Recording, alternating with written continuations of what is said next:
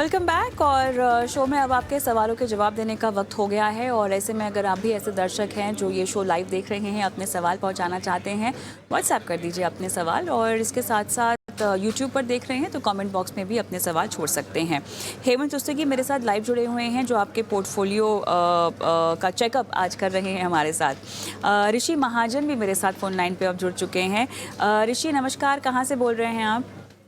नमस्कार मैम, मैं डलहौजी हिमाचल प्रदेश से बोल रहा हूँ। अच्छा, ऋषि धन्यवाद अपना सवाल हम तक पहुंचाने के लिए। और जो मैं सवाल पढ़ती हूँ, आपको अपने 2 बेटों के बेहतर भविष्य के लिए, उनके आर्थिक भविष्य को सुरक्षित करने के लिए निवेश करना है।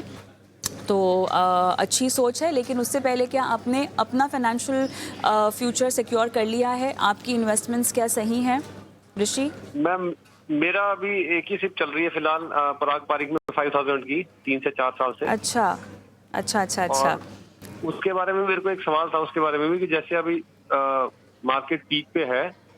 हाँ हाँ। तो जैसे उसमें प्रॉफिट हो रहा है, जैसे 3-4 साल में 2 लाख रुपए मान लो एग्जांपल इन्वेस्ट हुआ उसमें, तो अभी वो 3 लाख हो गया, 3.25 लाख हो गया, तो हमें पता है कि कभी करेक्शन आ सकती है। तो क्या हमें उसे हाँ, थोड़ा पॉज करना चाहिए, या उसमें से एग्जिट करके उस मनी को सिक्योर रख दें, फिर दोबारा जब करेक्शन हो तब उसको दोबारा उसी फंड में डाल दें? ऐसा करना ठीक होता है या नहीं होता? मतलब ये भी सवाल था मेरा। चलिए, ये तो आपने सवाल एक ऐड कर दिया है, ये मैं बताऊंगी, क्योंकि आप जैसे बहुत दर्शक हैं जो इस तरह का सवाल हमसे पूछते हैं। अच्छा, उसके साथ साथ जो आपने बातें लिखी हैं को अपने बच्चों को सेविंग्स और इन्वेस्टमेंट की जानकारी भी देनी है, वो सीख भी देनी है। आप उनके लिए इन्वेस्ट तो कर रहे हैं, इसकी जानकारी आप उनको भी धीरे धीरे अपनी तरबियत में जो है वो देने की कोशिश कीजिएगा, ये कहना चाहती हूँ मैं। और अभी आपने 3000 रुपये बोल रखा है कि आप निवेश कर सकते हैं, राइट? 3000 रुपये अभी के लिए है कि इसको बढ़ाएंगे भी, और कितने सालों तक ये करना चाहते हैं? मैम इसको ऑब्वियसली बढ़ेंगे, और फिलहाल तो मेरा ये है कि कम से कम मतलब कि कम से कम अगले 12-15 साल तक, जब तक ये उस स्टेज में नहीं पहुंचते कि जब इनको पैसों की जरूरत पड़ती है, मतलब वो तो मिनिमम पीरियड है, उसके बाद भी एक्सटेंड हो सकता है। मतलब मैंने स्पेशली वही लिखा है कि ये वही उतना ही पैसा मैं डालना चाहता हूँ जिसकी कभी बिल्कुल जरूरत ना हो, इन्हीं के लिए हो वो।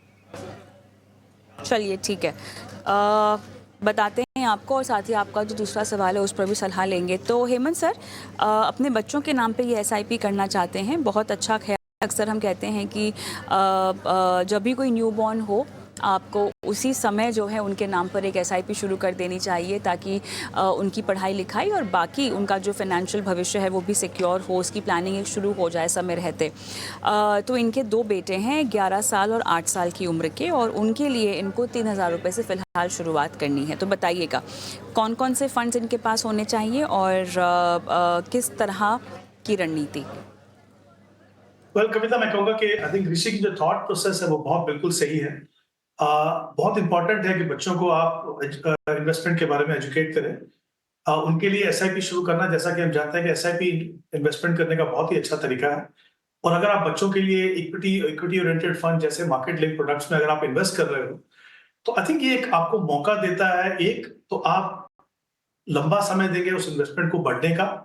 दूसरा, आप एसआईपी तो शुरुआत कीजिए, लेकिन साथ में इतना ही इंपॉर्टेंट है कि आप बच्चों को उस प्रोसेस में इन्वॉल्व कीजिए। अभी बहुत छोटे हैं, शायद वो इतनी टेक्निकलिटीज को आप समझ ना पाए, लेकिन उनको ये पता चलेगा कि हर महीने हमारे नाम पे जो पैसे जमा हो रहे हैं, आप उनके साथ धीरे धीरे आगे पोर्टफोलियो शेयर कर सकते हैं। उनको जब बार बार कभी कभी जैसे मार्केट के अंदर कभी अगर उतार चढ़ाव देखने को मिलेगा, तो उनको समझ में आएगा कि मार्केट में उतार चढ़ाव आते हैं। पावर ऑफ कंपाउंडिंग का कॉन्सेप्ट उनको समझ में आएगा। तो आई थिंक कहीं ना कहीं जब तक वो उस स्टेज में पहुंचेंगे कि जब उनको खुद से इन्वेस्टमेंट करने के लायक होंगे, तब तक 2-3 चीजें होंगी। एक तो उनका अच्छा खासा कॉर्पस बन पाएगा।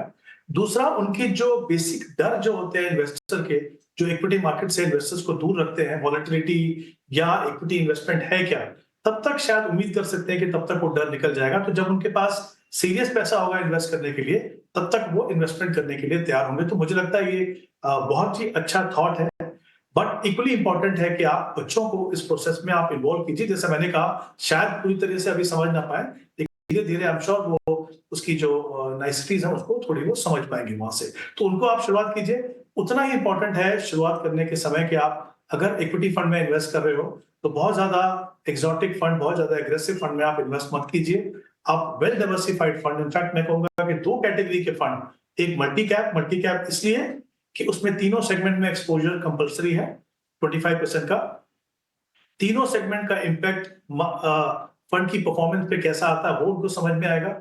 और दूसरा है एक large and mid cap fund, जहां पे हम कह सकते हैं कि इंडिया की जो टॉप 250 कंपनीज हैं उनमें इन्वेस्टमेंट होती है। तो ये दो कैटेगरीज मुझे लगता है करिए आप। और क्योंकि इनको 3-3 हजार रुपए की इन्वेस्टमेंट करनी है दोनों बच्चों के नाम पे, तो एक मल्टी कैप और एक लार्ज एंड मिड कैप। जैसे एक बच्चे के नाम पे आप कोटक मल्टी कैप देख सकते हैं और साथ में Motilal Oswal large and mid, और दूसरे बच्चे के लिए निप्पॉन इंडिया मल्टी कैप और HDFC large and mid cap. तो ये दो फंड है। अब मैं दो फंड इसलिए कह रहा हूं कि एक तो एसआईपी का कॉन्सेप्ट समझने की जरूरत है कि आप डिफरेंट डेट्स पे जब इन्वेस्टमेंट करते हो तो विद इन मंथ जो मार्केट में जो वॉलेटिलिटी होती है उसका भी फायदा होता है। और ये डिफरेंट फिलोसफीज और डिफरेंट कैटेगरीज है, तो कहीं ना कहीं उसका भी इम्पैक्ट उनको समझ में आएगा। और आगे जाके अगर आप ये इन्वेस्टमेंट को बढ़ा पाए तो फिर इन्हीं दो फंड्स के अंदर आप इन्वेस्टमेंट बढ़ा सकते हैं। चलिए, तो यहाँ पर जो फंड्स रेकमेंड किए जा रहे हैं ऋषि, आई होप आपने नोट डाउन कर रखे हो। अच्छा, इनका एक और सवाल था पंकज सर, हेमंत सर, वो भी हम आंसर कर देते हैं। प्रॉफिट क्या थोड़े से बुक कर लेने चाहिए इनको? देखिए, मैं समझ सकता हूँ किसी भी निवेशक के लिए हमेशा दुविधा रहती है कि हम बात कर रहे हैं मार्केट की पीक, और मार्केट देखिए जब बुल रन में होता है तो नई पीक बहुत बार बनती है। तो आई थिंक कहीं ना कहीं हमें समझने की जरूरत है कि आपने एसआईपी से इन्वेस्टमेंट क्यों किया। आपने एसआईपी से इन्वेस्टमेंट इसलिए किया, एक कि आप छोटी छोटी रकम से एक बड़ी रकम बना सके। दूसरा, जो इक्विटी मार्केट में जो वॉलेटिलिटी होती है उसका इम्पैक्ट अपने पोर्टफोलियो पे कम करने के साथ साथ आप एवरेजिंग का भी फायदा उठा सके।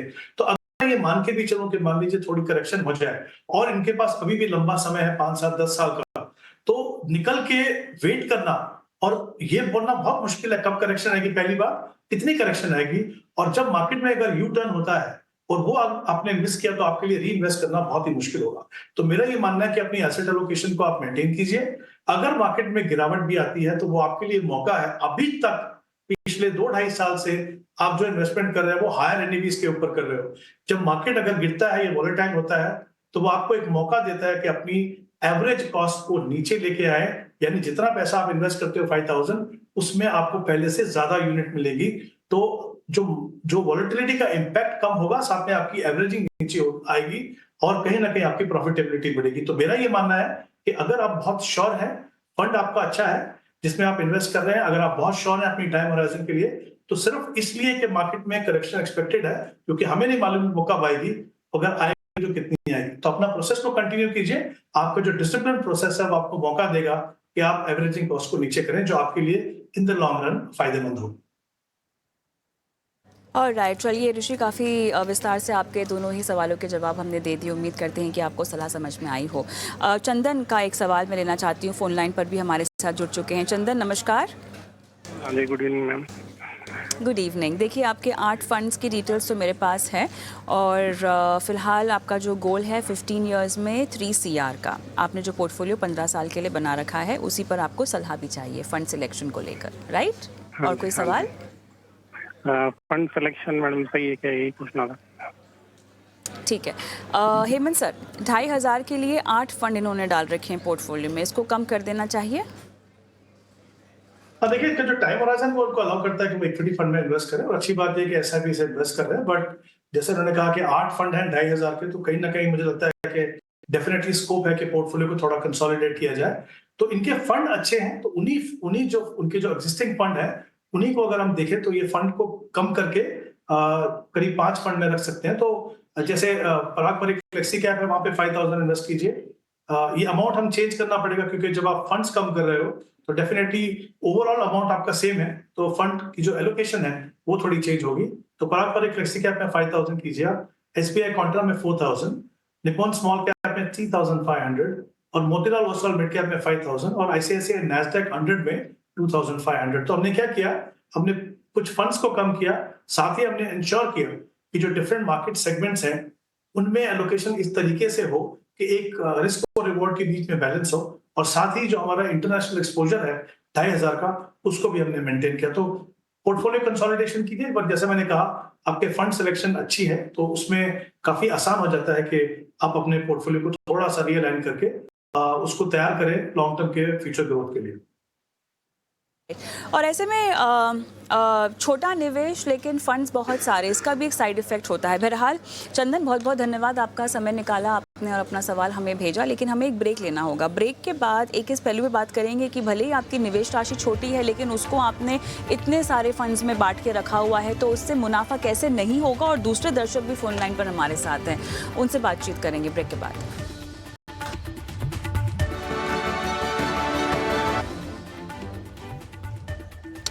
Welcome back. आप देख रहे हैं बने अपना फाइनेंस मिनिस्टर और यूट्यूब के दर्शकों के सवालों को शामिल करते हैं। और हेमंत रुस्तगी हमारे साथ हैं जो लाइव जवाब दे रहे हैं सवालों के। हेमंत सर, उत्तम का सवाल लेंगे। इनकी उम्र 35 साल की है और आईसीआईसीआई का इन्होंने ब्लू चिप पोर्टफोलियो में रखा है।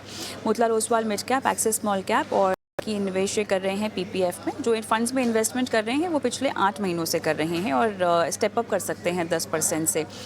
2 लाख का एक लमसम भी है जो इनको करना है लगभग 15 साल के लिए, और 5 साल तक टारगेट को, टाइम होराइजन को बढ़ा सकते हैं। ओवरऑल टारगेट 2 CR का रखा है इन्होंने। बताइएगा, फिलहाल जो ये इनकी एसआईपी चल रही है वो 15,000 की, और पीपीएफ में जो डाल रहे हैं वो 5,000 रुपये हैं। हाँ, देखिए कविता, यहाँ पे इनका जो टारगेट है, उन्होंने कहा 4 करोड़ का टारगेट है, 20,000 रुपए की इन्वेस्टमेंट कर रहे हैं एसआईपी से। और सबसे अच्छी बात है कि उन्होंने कहा कि वो 10% से अपनी एसआईपी को बढ़ा सकते हैं। तो अगर ये अपना प्रोसेस अनइंटरप्टेडली कंटिन्यू करते हैं 20 साल तक विद द कमिटमेंट कि वो 10% से अपनी एसआईपी बढ़ाएंगे, तो डेफिनेटली अपना टारगेट जो है पूरा कर पाएंगे। यहाँ पे मैं एक इंपॉर्टेंट चीज कहना चाहूंगा। आई थिंक बहुत इंपॉर्टेंट है कि हर निवेशक जो एसआईपी में इन्वेस्ट करता है, और हम हमेशा बात करते हैं कि आप कोशिश कीजिए कि आपकी जैसे जैसे इनकम बढ़े, अपनी इन्वेस्टमेंट अमाउंट को बढ़िए, तो उसका इम्पैक्ट यहाँ पे अगर आप देखें, तो अगर इन्होंने 10% से अगर अपनी एसआईपी ना बढ़ाए, तो इनका जो कॉर्पस है वो 2 करोड़ बनेगा। जस्ट बिकॉज अगर वो 10% से अपना स्टेप अप करते हैं एसआईपी, तो उनका कॉर्पस जो है वो डबल हो जाएगा 20 साल में। तो हम देख सकते हैं कि किस तरीके से, एक तो 2 चीजें होती हैं। एक तो जो डिसिप्लिन है आपके इन्वेस्टमेंट और सेविंग प्रोसेस में, वो कंटिन्यू होता है। दूसरा, पावर ऑफ कंपाउंडिंग की वजह से आपको बहुत ज्यादा फायदा होता है। तो आई थिंक हर निवेशक जो भी एसआईपी से इन्वेस्ट करते हैं, इस चीज का ध्यान रखें कि कोशिश कीजिए कि हर साल अगर आप अपनी इन्वेस्टमेंट को बढ़ा सकें। 4 फंड है कविता, आई एम नॉट श्योर कि ये पीपीएफ है, ये पारंपरिक फ्लेक्सी कैप की बात कर रहे हैं। बट बाकी जो फंड्स हैं, मुझे लगता है इनका जो स्मॉल कैप फंड है, एक्सिस स्मॉल कैप, उसकी जगह में मुझे लगता है बंधन स्मॉल कैप एक बेटर ऑप्शन रहेगी। दूसरा, आईसीआईसीआई ब्लू चिप इनके पास है यहाँ पे, और मोतीलाल ओसवाल मिड कैप ये अच्छा है। बट अगर ये पारंपरिक फ्लेक्सी कैप है, क्योंकि ऑलरेडी एक लार्ज कैप है उनके पास, तो फिर मैं चाहूंगा कि मल्टी कैप ले ले। अगर ये पीपीएफ है, तो मुझे लगता है फिर भी प्रोपोर्शन के हिसाब से ज्यादा है, करीब ऑलमोस्ट 1/4 25% पैसा पीपीएफ में जा रहा है। जैसा कि हम जानते हैं, जब आप 20 साल के लिए इन्वेस्ट करते हो, तो वहां पे म्यूचुअल फंड से आपको बेहतर रिटर्न मिल सकता है। तो मे बी वहां पे भी थोड़ी सी रीथिंक करने की जरूरत है। चलिए, ये बदलाव, और भले ही पीपीएफ हो या पारंपरिक का फ्लेक्सी कैप हो, दोनों के लिहाज से आपको सलाह दे दी गई है। मुक्तेश्वर का हम सवाल लेंगे। इन्होंने भी यूट्यूब के ज़रिए अपना सवाल हमें भेजा है। Hemant sir, DSP equity opportunity, Franklin India prima, Motilal Oswal small cap और एनजे फ्लेक्सी कैप है इनके पोर्टफोलियो में, और 20 साल की अवधि है इनके निवेश को लेकर। और ये भी जानना चाहते हैं कि 2% का एक्सपेंस रेशियो है, तो ऐसा कौन सा फंड है जहां पर इनको कम से कम एक्सपेंस रेशियो पड़े और वो उनके लिए सस्ते हो कॉस्ट वाइज। इंटरेस्टिंग, बताइए। पहला अगर हम एस्पेक्ट इनका डिस्कस करें कि 8,000 की एसआईपी, और शायद उन्होंने कहा कि 8,000 से बढ़ाना चाहते हैं, तो मान के चलो कि कुल मिला के 16,000 की एसआईपी है।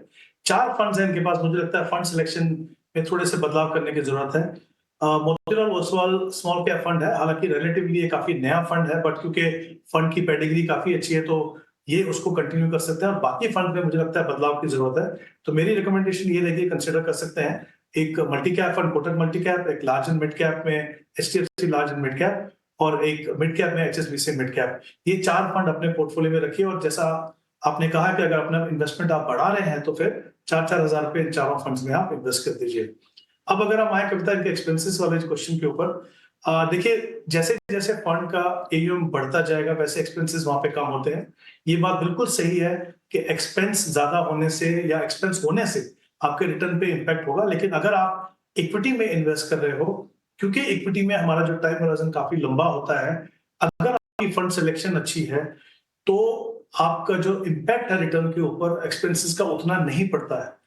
कई बार क्या होता है, हम एक्सपेंस के चक्कर में अगर हमने मान लीजिए अच्छा फंड नहीं लिया तो एक्सपेंस तो थोड़ा कम हो जाएगा, लेकिन रिटर्न में आपको काफी नुकसान हो सकता है। तो ये मुझे लगता है कि दोनों चीजों को आप ध्यान रखिए। और जैसा मैंने कहा, इक्विटी में लॉन्गर पीरियड में एक्सपेंसेस का इतना आपका इम्पैक्ट नहीं आता है। अगर एक्सपेंस इतना ही कंसर्न है तो फिर दो तरीके हैं उसके। एक तो ये कि आप खुद से इन्वेस्ट कीजिए डायरेक्ट में, ताकि आपके जो डिस्ट्रीब्यूशन कॉस्ट है वो आपको ना पे करना पड़े, लेकिन वो तभी कीजिए जब आप पूरे कॉन्फिडेंट हो कि आप अपने इन्वेस्टमेंट डिसीजन सही से ले रहे हैं, आप फंड सिलेक्शन सही कर रहे हैं, आप उसकी मॉनिटरिंग सही कर रहे हैं, तभी आप कीजिए। दूसरा, पैसिव फंड में जाइए, वहां पे एक्सपेंस कम होते हैं।